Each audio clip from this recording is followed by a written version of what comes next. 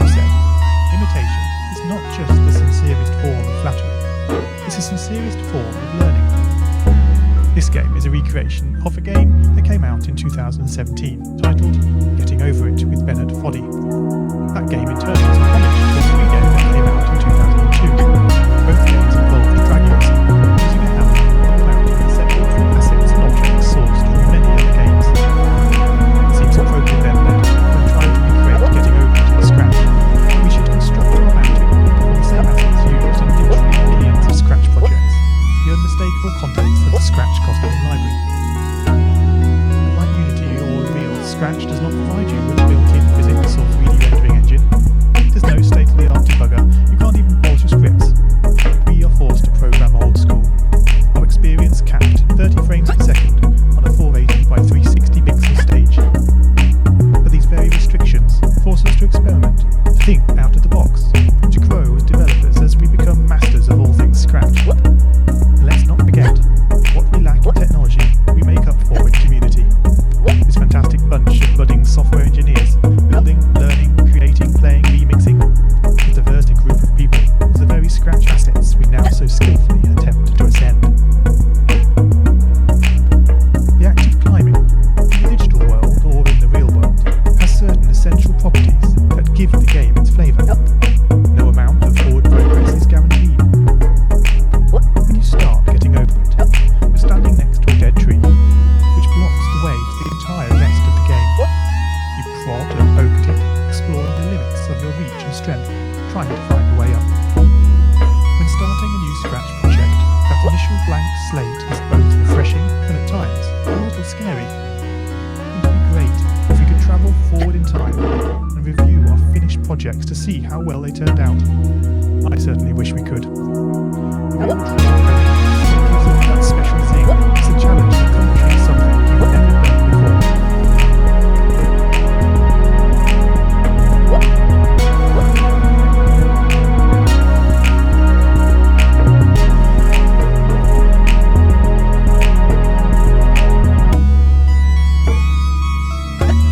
At this point, you don't want to fall into the trap of rushing into creating loads of content, designing all the levels, the player costumes, all the easiest